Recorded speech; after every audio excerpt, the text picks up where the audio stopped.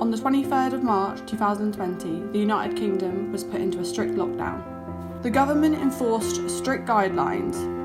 People were only allowed to leave the home for shopping for basic necessities, one form of exercise a day, travelling to and from work only if absolutely necessary, and any medical needs. This is all due to the current COVID-19 pandemic that the whole world is now suffering with.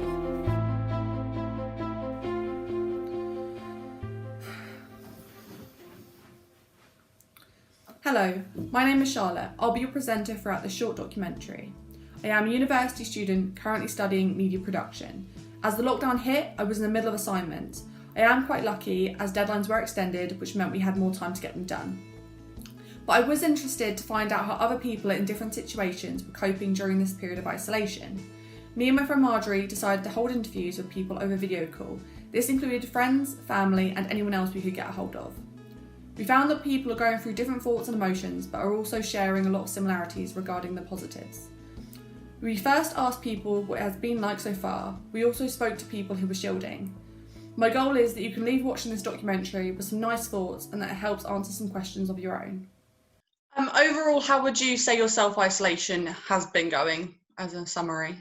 Good, I think. I'll probably have sort of stretch the parameters of what's kind of reasonable in terms of exercise. I do go for quite long walks, I guess. But other than that, I've been quite good about it, and I've not really suffered from it. It's not been too bad for me. As I say, 3 weeks is 3 weeks. After 6 weeks, we might be feeling a bit different. It's very, very weird for me because, so socially, I can't see any of my friends. But because I'm part of the new generation of media-based sort of communication, for me, it's quite easy just to talk to them, so I can play video games or stuff with them all the time. I'm not handling the isolation too badly. I'm working from home, so my days are pretty full, and it's quite nice to spend time with the family, and I'm getting in a daily walk with my daughter, which is nice to have that time together. Yeah, I'm more worried about my own condition and what it means than I am about being here. I mean, I could sit here for the next 20 years and I won't give a shit, to be honest with you, body language, but yeah. How does it make you feel? Does it make you feel nervous with the COVID-19 happening? I think hang on a second. I'll show you this because I've brought it along. I think you might want to see it, but I don't know if you see it. These are the letters you get. I don't know if you can see that. Yeah.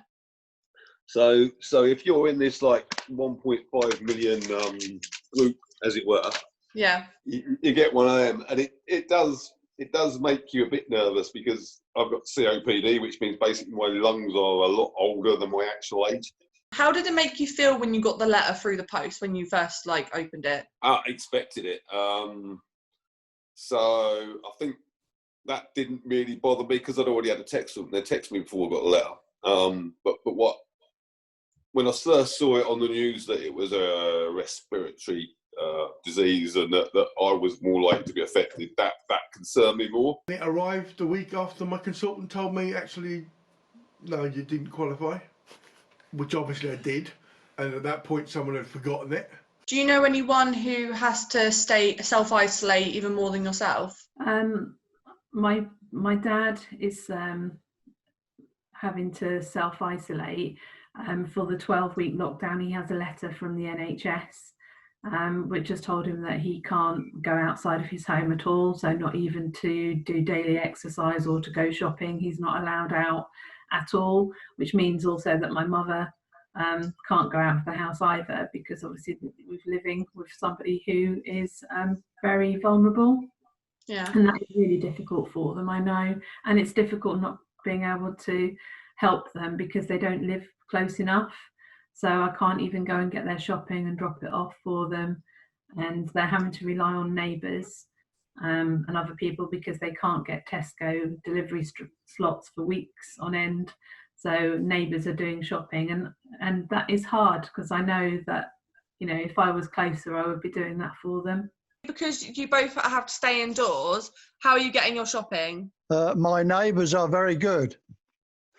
One fetches my Daily Mirror and a pint of milk, and my other neighbour fetches the weekly grocery. So we're doing quite well. It is really nice knowing what people have been doing and knowing that people still have a way of communicating with family and friends. People wouldn't have been able to do this kind of thing during the war. It's also nice to know that people are managing to keep themselves occupied and entertained from the house. It makes you think that this is stuff we could be doing even after the lockdown. I have noticed whilst carrying out these interviews that people are spending more time with their immediate family than what they would have done before the lockdown. Next up, we will be looking into how much more family time people are having, along with the educational system, how the government are handling the pandemic, and who have been keeping up with the daily updates. Would you say you're spending more time with the family now that you're in isolation? Yeah, definitely, because for some reason, even though we're not really spending any more time together, we're feeling that we should spend the time together when we are in the house together, if that makes any sense. So whereas we might all disappear to our own rooms, we're all sitting down to watch a film together and have dinner together and stuff like that now. And going out for walks together. Never done that before. It's been nice spending time playing silly games with the teenagers who normally don't want to know us, but in these times we are, useful entertainment. So it's actually been quite nice. Have you been contacting family or friends at all? And do you find yourself doing that more often now than you did before? Yeah, I mean, I speak to my mum and dad on the phone each day. I mean, they've been isolating for 4 or 5 weeks now because my mum's, well, they're both quite old, but my mum's asthmatic as well. So I've been doing the shopping for them and I sort of put that on the doorstep and then I'll sit in the car and I come up and get out, have a quick chat. But I make sure I ring them every day. And I suppose before this, I probably spoke to them once a week maybe. Are your children finding it hard with the school system at the moment? My daughter did find it hard, however, trying to do the homeschooling and keeping herself motivated. And whereas she's normally a good student, she did struggle trying to keep up the focus and do the online lessons. And it was quite difficult for her keeping up a daily routine. My eldest daughter, as I say, her university closed in the middle of her assignments. So she has had to really knuckle down and motivate herself to get those assignments finished. And I'm really proud of how she's done that. And I think it's tricky for children. I really feel for the children who are taking their exams this year. That must have been very hard for them. I've spent a lot of time on work for schools because really, really weirdly, every single teacher for all my different subjects, because there's no standard, because it was so sudden, they all need different evidence for different reasons and they all need different amounts of it at different points. And so just randomly I'll get like a big project thrown on me to prove that I'm at this certain grade or to prove that I'm at this place. And things I'm not being told the information of how it's going to be used anyway. So I could be doing this piece of work that they've told me to do, and I don't know if that's going to affect my grade or if it's just there to keep me occupied. We stopped going to classes before we got put on lockdown, literally like the week before. So it was all going to go to online stuff. And now we're facing not even doing our FMP, our final project. We don't know yet. We're waiting for confirmation by from UAL. So we're working on it from home, which is a challenge because it's getting the motivation to do it. You don't have the teachers there nagging you to do it. Do you think the government are handling the COVID-19 pandemic correctly, in your opinion? Since we realised how serious this was, we've done the right things. We could, of course, all of us, every country, have been better prepared before it started. It's a very difficult situation. I don't envy them at all to try and keep the balance of people being safe and the economy. And I think, they're trying to do their best. I think there's always little things they could have done better, like everything. But I think overall, the way they're trying to handle it and the way they're trying to support people overall is a good thing. But education's a little bit murky, especially with me being in A-levels now. Have you been watching the daily updates from the Prime Minister? Oh yes, with great interest. One of us have in the house, but it's actually caused me to not sleep very well. So my husband's been watching it mostly and just telling me what I need to know because I've got very sad on, because of the terrible things that are happening around the world. I've been watching them. I sort of half listen. I do find it a little bit repetitive and a bit depressing, in all honesty, but I know that I need to listen to it in order to get some of the key information and know what I need to do.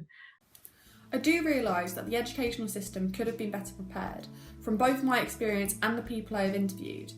It has been quite hard understanding how our grades will be affected.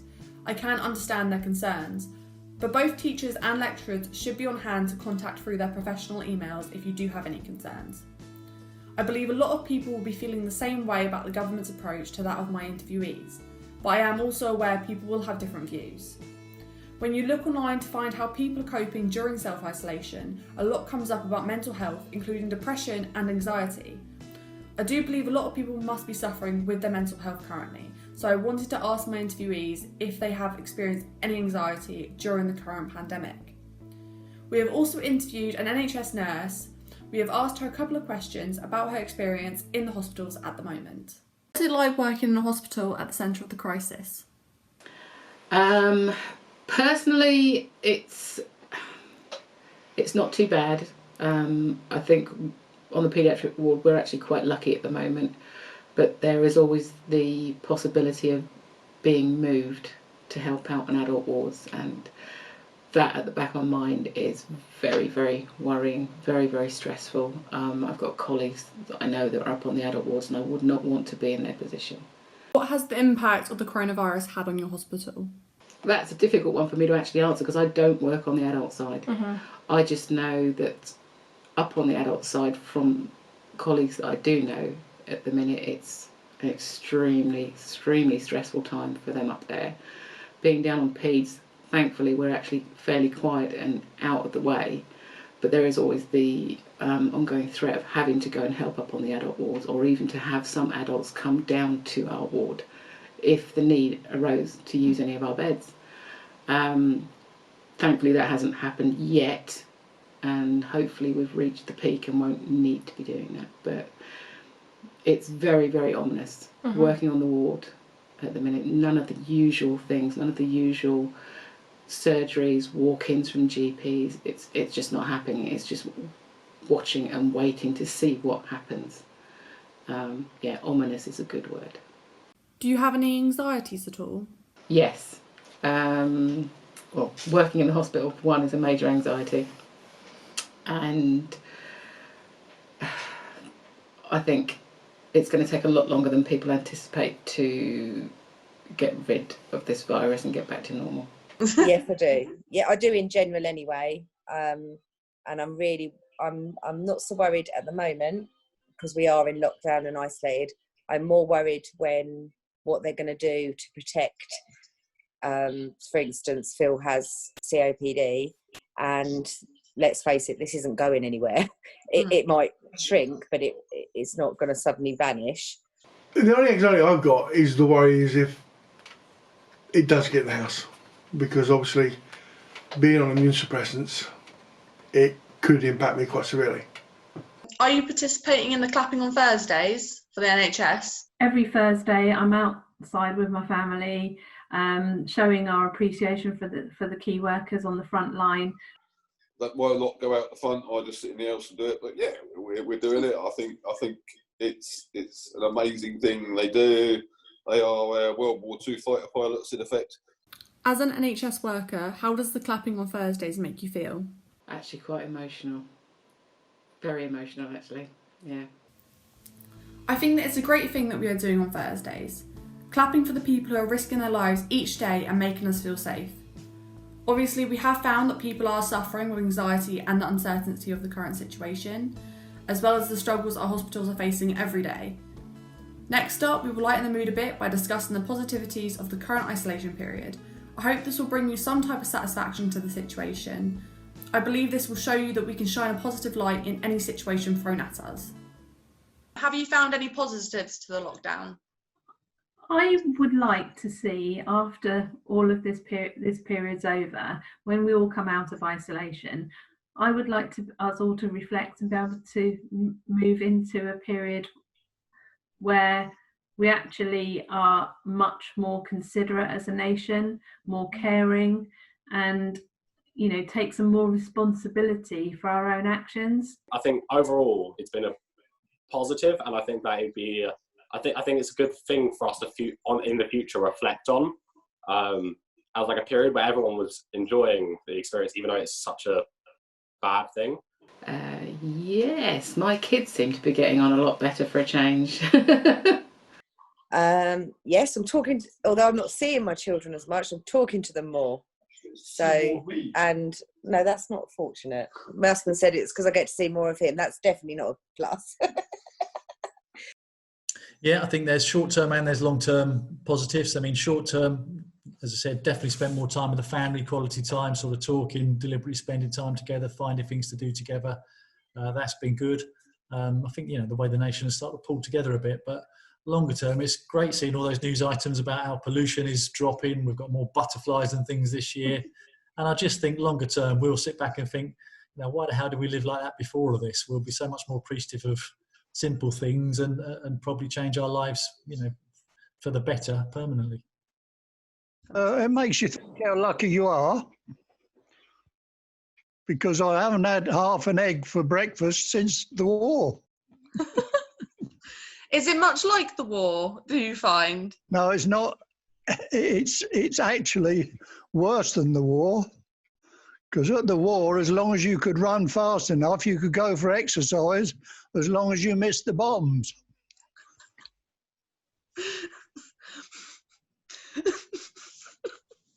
And they used to give us free school meals and milk as well.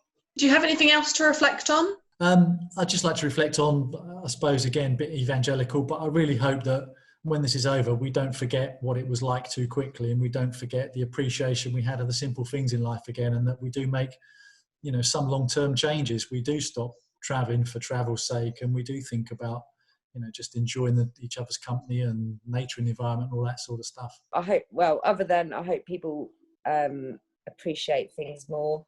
I hope they look after the environment more. People just need to follow the rules now.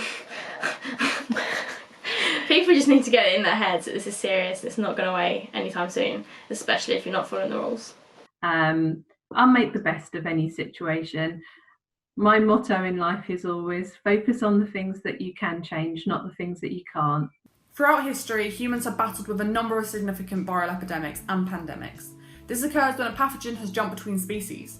Often these infections have come in waves. They can die down for a while, and then as the virus mutates, come back and cause an even deadlier outbreak years later. This has been a pattern that has been repeated throughout history, such as the bubonic plague, several outbreaks throughout history better known as the Justinian plague, the Black Death, the Great Plague, etc. Yellow fever, smallpox, Spanish flu, the HIV/AIDS pandemic, SARS, Ebola virus, swine flu, MERS, to name just a few examples. Over the centuries, we've developed our ability to travel across land and sea, and with this, we've enabled such viruses to spread between countries. Today's global society leaves us more vulnerable to such pandemics, particularly as the infected individuals may not present with symptoms. It's a good thing that we have also become good at developing vaccines to help us to control these diseases, but these types of viruses are particularly difficult to develop vaccines for. Much comparison is made between today's situation and that of the Spanish flu pandemic of 1918, which had the prime opportunity to spread against the backdrop of World War I. Much greater casualties came from this flu than the war itself, and it spread globally rapidly. Prior to the outbreak of COVID-19, scientists were already very aware of the potential for a similar crisis to emerge amongst modern society. The ability to recognise the emergence of a new disease in the population and to quickly contain is identified as being the best defence. Once the virus is established amongst the population, it is unlikely to be completely eradicated and will remain in circulation, but hopefully with subsequently weaker outbreaks as the population develops some natural immunity. It is hoped that we can learn from history in terms of our medical response to such an outbreak. However, listening to the impact of lockdown on the people interviewed, I would also hope that this is an opportunity for us all to reflect on the experience and to realise what the truly important things are in life. Today's 24-hour society, we're often too busy and self-absorbed. Maybe coming out of the other side of this, we will appreciate what we value most. Spending time with our families, getting together with friends, and to learn to communicate and socialise differently, so you make time for one another. Also coming together as communities to support those in need. Thank you for watching my video.